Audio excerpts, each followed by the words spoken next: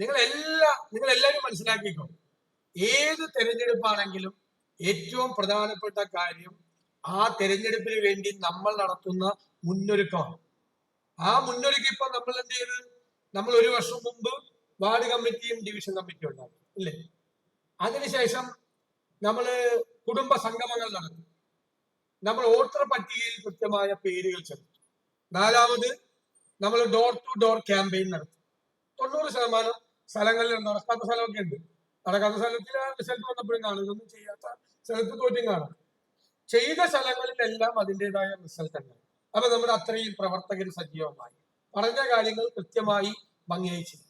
അതാണ് ഇപ്പൊ നിങ്ങളെ വിജയിപ്പിക്കുന്നതിന് വേണ്ടിയിട്ടുള്ള ഒരു വലിയ പരിശ്രമം ഓരോ വാർഡുകളിലും ഓരോ ഡിവിഷനുകളിലും നടത്തിയിട്ടുണ്ട്, കൂട്ടായി നടത്തിയിട്ടുണ്ട്. എനിക്കിനി നിങ്ങളോട് പറയാൻ, നിങ്ങളാണ് ഇനി ഇത് ഏറ്റെടുത്ത് മുന്നോട്ട് കൊണ്ടുപോകേണ്ടതാണ്.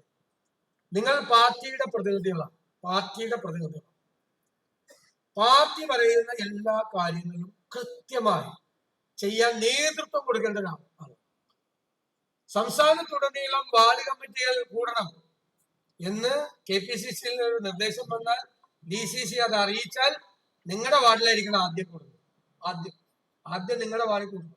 അതിന് നിങ്ങൾ മുൻകൈ എടുക്കണം. എല്ലാവരും നടത്തട്ടെ എന്നല്ല, ജനപ്രതിനിധികളാണ് എല്ലാ കാര്യങ്ങൾക്കും സംഘടനാപരമായ കാര്യങ്ങൾക്ക് മുൻപന്തിയിൽ എടുക്കുന്നത്.